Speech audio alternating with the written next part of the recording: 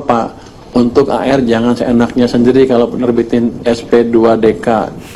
Isi suratnya indikasi belum ini, padahal tiap bulan laporan PPh 21 karyawan bayar pajak, PPh 25 badan bayar pajak, PPh 25 OP untuk direktur program PPS. Dulu juga sudah ikut untuk OP, masih aja dapat surat bikin risih. Bikin risih ngancamnya kalau nggak ikut kemauan AR, dengan santainya bilang pemeriksaan AR sok paling benar. Untuk KPP Pratama Pati dan pimpinannya khususnya AR. Coba lihat di Pati ya Pak. Ya, Pak. Lu ada orang di sana sekarang? Kenapa? Di Pati ada orang? Harus kirim dari sini? Iya, ada. Wow, tekor juga kalau gitu. Terbang lagi? Kayak kereta bisa. Yang ini monitor aja ya. Ya. Tinggal ditelepon aja, nggak usah pakai naik kereta atau pesawat Pak Purbaya. Kan tinggal telepon, dan telepon di depan kita, di depan umum, di depan rakyat, biar tahu tuh KPP Pati itu sebrengsek apa tuh Pak. Tahu sendiri lu Pak. Kami nih para orang-orang yang terzolimi oleh oknum kepala KPP Pati itu Pak.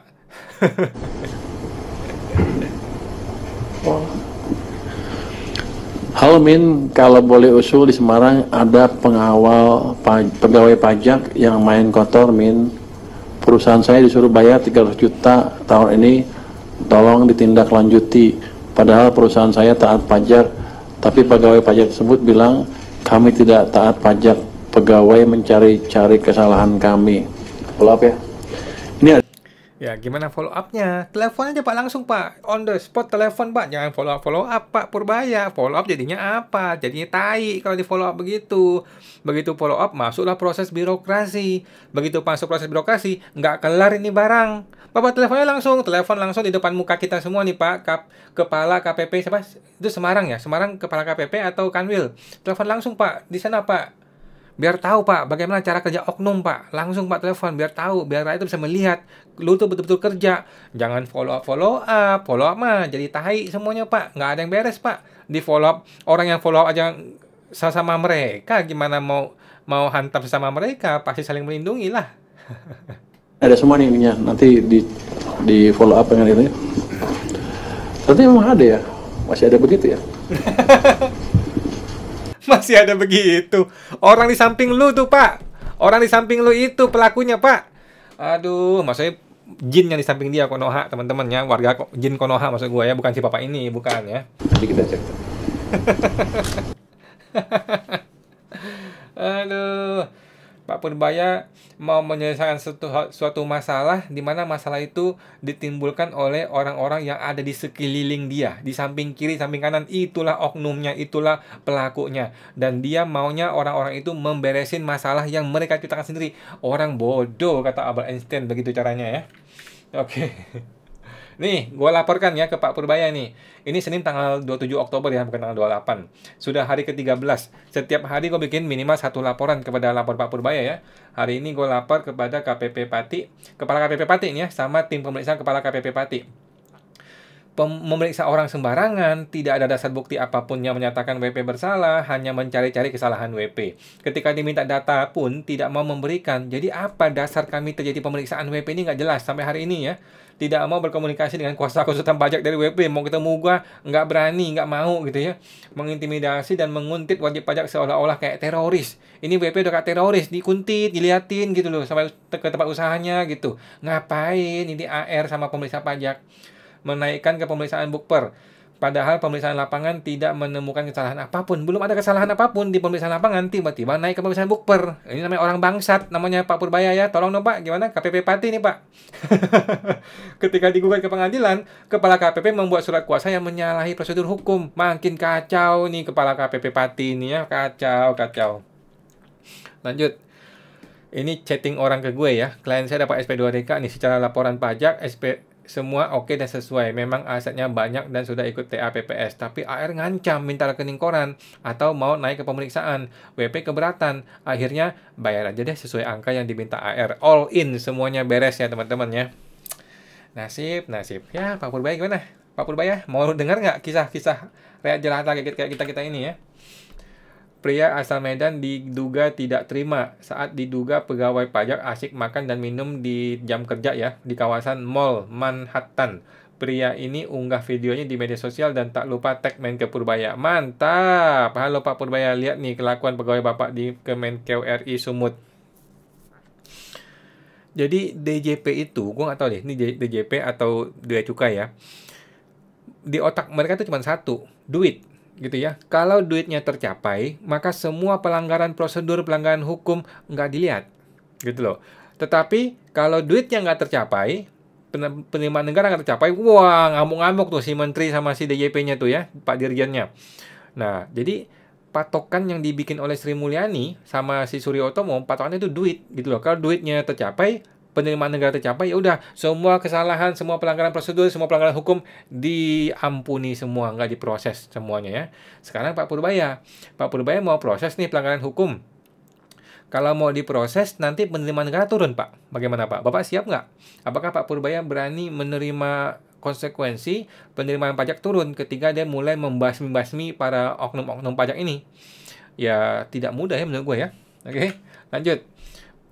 Ini ketika Pak Purbaya menanggapi kritik yang dibikin oleh mantan Kepala Badan Komunikasi Pemerintah ya, Pak Hasan Nasbi ya. Jadi Hasan Nasbi ini selalu aja bikin komentar yang tidak populer gitu ya. Ketika orang lagi senang sama Purbaya, dia hantam Purbaya. Ketika orang lagi senang sama, masih ingat nggak yang kasusnya Tempo kemarin ya? Yang orang lagi memihak pada Tempo gitu ya, si Hasan Nasbi melawan ya, maksudnya ngejelek-jelekin Tempo gitu ya. Masih ingat nggak kasusnya Jokowi kalau nggak salah ya? Kasusnya Gibran ya, semua orang lagi ngejelek-jelekin Gibran, dia mendukung Gibran ya. Si Hasan Nasbi ini orangnya agak unik ini ya, tapi ya lumayan komisaris Pertamina ya teman-teman ya. Jangan dianggap saya cowboy, saya nyapa panjangan tangan dari Bapak Presiden, kira-kira begitu. Dengan versi yang lebih halus malah. Cuma ini kalau kita bicara dalam konteks pemerintah ya, sesama anggota kabinet, sesama pemerintah nggak bisa kalau menurut saya baku tikam terus-menerus di depan umum. Jawabannya bisa ya. Donald Trump begitu, nggak ada masalah, ya kan? Negara yang tidak melakukan itu cuman ada beberapa negara, tetapi semuanya adalah negara otoriter. Ya, negara yang para menteri dan para pejabat tidak bertengkar di depan umum itu adalah negara otoriter. Cina, mana ada di Cina lu lihat pejabat saling tengkar di depan umum? Nggak ada. Rusia, lu lihat ada nggak para pejabat bertengkar di depan masyarakat umum, di depan media pejabat bertengkar? Nggak ada teman-teman ya. Ciri khas negara demokrasi adalah rame media sosialnya. Ya, rame politikusnya. Salah satu keramaiannya adalah di media sosial. Karena no viral, no justice. Itu prinsip berlaku di negeri Konoha. Negeri Konoha ya. Kalau di negeri otoriter nggak bisa begitu. Jadi prinsipnya Pak Hasan Nasbi ini nggak berlaku di negeri demokrasi. Donald Trump ribut-ribut terus, nggak ada masalah. Jalan terus, bisnisnya jalan terus. Negaranya nggak ada masalah ya. Nah, jadi Pak Hasan Nasbi ini mesti belajar demokrasi lagi nih ya. Karena itu akan melemahkan pemerintah. Nah, ini gue setuju teman-teman ya. Jadi gue sepakat sebenarnya dalam hal ini ya. Ketika para pejabat tidak akur dan tidak ada solusi, ini menyebabkan masyarakat jadi worry nih. Jadi ini pejabat sanggup nggak ya memimpin kita semua gitu kan? Nah, solusi gimana? Solusi adalah seperti Donald Trump ya, walaupun demokratis tetapi otoriter. Jadi Prabowo harus berani memberikan kekuasaan yang berlebih lagi kepada Purbaya. Habisin aja itu para brengsek-brengsek itu ya. Orang-orang yang nggak beres ya, gubernur, menteri yang pada nggak beres, kalau perlu dicopot aja gitu loh. Nah, saat ini kan Purbaya tidak punya kemampuan itu. Purbaya hanya bisa ngomong, hanya bisa ngomel, hanya bisa melempar isu, tapi dia nggak bisa action, nggak bisa bertindak gitu ya. Nah, dia mesti diberi kesempatan untuk bertindak. Salah satunya apa? Ya dijadiin wakil presiden lah gitu, gantiin Gibran gitu ya. Kalau enggak dijadiin kayak si Luhut lah, kayak Luhut dulu kan, jadi menteri segala urusan gitu. Tapi Luhut pun nggak berani pecat-pecat orang. Nah, Pak Purbaya harus berani. Cuma sampai sekarang belum jalan kan? Sampai sekarang Pak Purbaya belum berani pecat orang loh ya. Begitu dia pecat orang, langsung digugat ke petun, jadi ribut ya. Nah, si Purbaya ini orangnya sepertinya tidak suka ribut ya. Bukan, dia suka ribut, tapi dia tuh belum teruji di pengadilan ya. Dia belum teruji di medan perang yang sesungguhnya ya, yaitu di pengadilan. Jadi kalau media sosial kan ya gue juga bisa ya ribut di media sosial ya. Tapi kalau masuk ke ranah hukum belum tentu Purbaya sanggup ya. Nah, jadi untuk meng-counter orang-orang kayak si Hasan Nasbi ini, si Purbaya harus betul-betul dapat kewenangan untuk ngurusin semuanya gitu loh. Kalau perlu jadi wakil presiden kedua gitulah.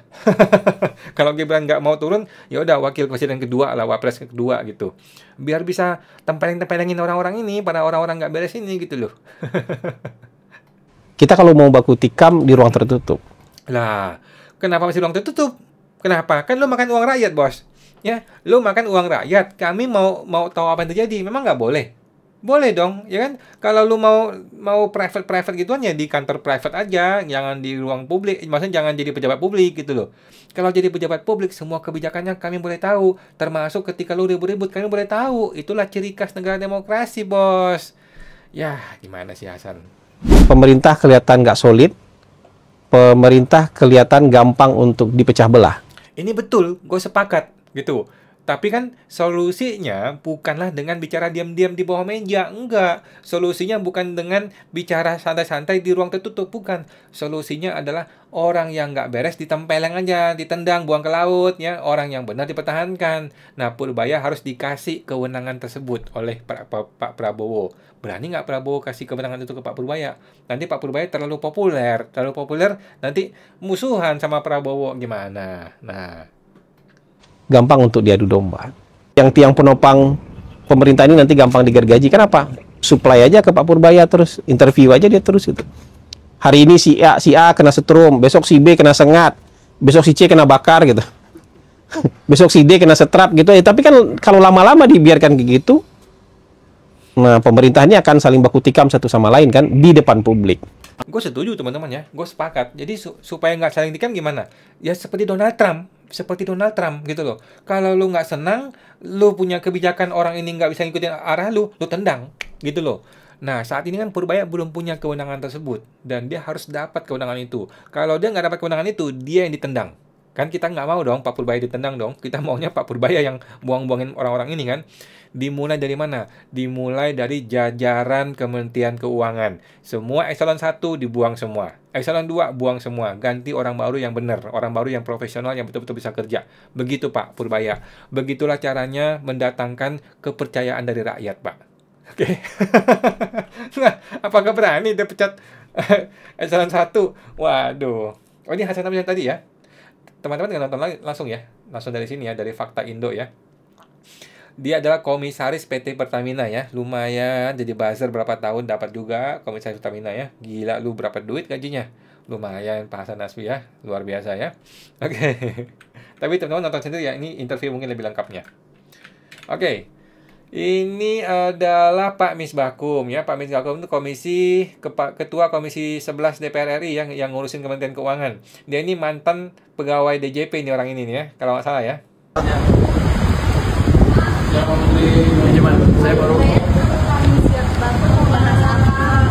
ya biasa diskusi masalah kebijakan ekonomi dan langkah-langkah yang sudah disiapkan oleh pemerintah dan apa yang sedang terjadi di parlemen.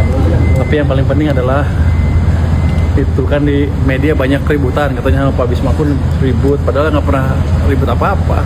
Dia tadi saling traktir lah, saya makan, dia makan, oh dia Pak Baskun puasa, jadi saya traktir Pak Bismakun. Mau makan di mana Pak? Ya, restoran Pak, ada restorannya tuh. Jadi batasannya seperti itu, kita nggak ada apa-apa, ada saling. Sebenarnya Pak Purbaya ini kan sangat baik dalam artian bahwa beliau ingin mengklarifikasi apa yang selama ini terjadi, bahwa tidak terjadi apapun di antara kita. Oke, ini sandiwara aja teman-teman ya, nggak usah dibaca teman-teman ya. Gue sih malas dengerin sandiwara kayak gitu. Oh, Deddy Mulyadi lagi ya. KDM balas sentilan Purbaya, KDM pajang saldo kas daerah tiap hari di medsos. Nah ini nih gubernur medsos nih teman-teman ya, betul-betul jagoan ini orang, bukan main-main ini orang ya. Untuk apa sih dilakukan ini? Memberikan penjelasan kepada publik bahwa belanja pemerintah daerah Provinsi Jabar dilakukan secara terbuka, katanya. Mantap. Jadi Pak Dedi nggak mau kalah nih sama Purbaya nih ya.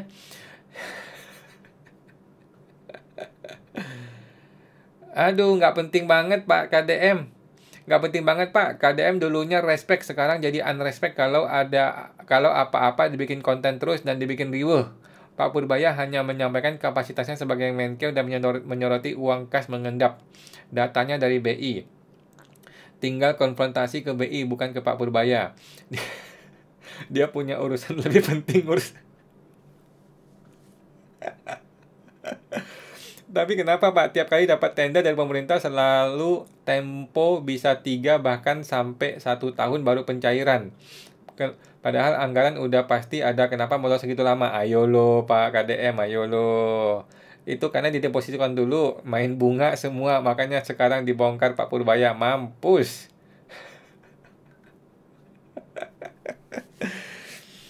Aduh, ngomongin anggaran, gua rasa jangan dilawan ya Pak Purbaya ya. Karena semakin dilawan nih KDM akan semakin terbuka nih bobloknya nih ya. Kalau sampai lu korupsi, langsung habis lu ya. Karena hampir nggak ada ya gubernur yang tidak koruptor ya. Jadi gua rasa KDM mesti berhati-hati juga nih. Lu boleh sih majang-majang di medsos, tapi begitu ketahuan ada proyek yang korupsi ya lu juga yang celaka ya. Kalau Pak Purbaya kan gua dengar sih tidak korupsi ya. Tapi kalau gubernur sih kita tidak percaya ya, karena gubernur yang tidak korupsi. Oke, lanjut. Purbaya bukan cuma di penjara, pelaku impor pakaian bekas akan di blacklist seumur hidup. Saya pernah tanya ke orang bea cukai apa hukumannya. Hukumannya hanya barangnya dimusnahkan terus orangnya di penjara. Saya bilang saya rugi dong. Udah ngeluarin uang buat musnahin barang, ngasih makan orang lagi di penjara, kata Purbaya. Jadi nanti barangnya dimusnahkan, orangnya didenda, di penjara juga, dan akan di blacklist. Yang terlibat itu saya akan larang impor seumur hidup. Gue tidak sependapat ya. Gini Pak Purbaya. Pak Purbaya itu mesti mencari tahu kemarin-kemarin kenapa bisa barang itu masuk. Gitu loh. Kenapa bisa barang itu masuk? Pasti ada kong kali kong dengan seseorang di internal bea cukai. Ya kan? Kong kali kongnya tentu saja bukan orang kelas rendahan, kelas tukang cuci WC dong. Pasti seseorang yang gitu Pak Purbaya ya.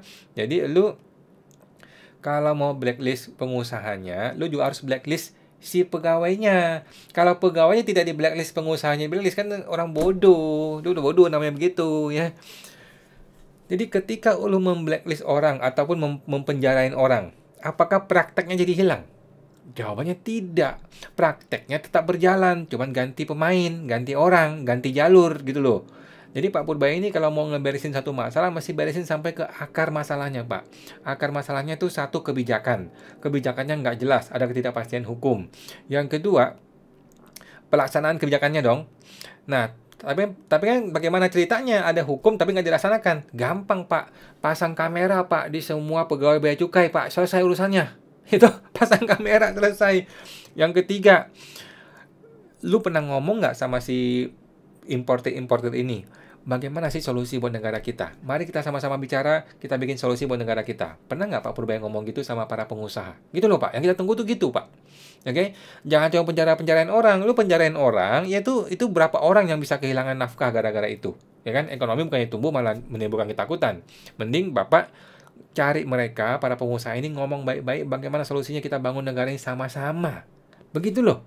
Jadi mafia itu, ya bukan mafia lah ya, pengusaha tapi mafia, ya itu masih diajak kerjasama. Seperti Putin tuh ngajak kerjasama sama para pengusaha gitu ya. Bukan lu habisin di penjara, karena mereka pengusaha biasa, bukan pemain narkoba, bukan penjual barang haram gitu ya. Nah, justru yang paling penting adalah membereskan birokrasi di DJP dan Bea Cukai. Ini yang selama ini belum kelihatan sama sekali. Oke, Pak? Oke, ini udah habis teman-teman ya. Jadi kita sudah di hari ke-49 dari 90 hari teman-teman ya. Kita terus memantau dan mengawasi dan mengawal Pak Purbaya, karena beliau ini adalah Menteri menteri yang menjadi bintang di langit ya dari Indonesia ini, tetapi kita ingat kita pernah punya menteri dan pernah punya presiden yang awalnya populer, terkenal, menjadi media darling, tetapi di masa akhir pemerintahnya satu dipecat, satu lagi hampir digulingkan ya. Jadi tidak mudah bagi Purbaya untuk melanjutkan kepopuleran ini ya, karena yang namanya orang populer akan ada masa ketika dia turun, dan saat itulah dia akan diuji dengan kinerjanya. Nah, makanya gue bikin video-video seperti ini sampai hari ke-90 kita mau memantau bagaimana pergerakan dan bagaimana kinerja dari Pak Purbaya ini. Oke teman-teman, sampai jumpa, semoga terbantu.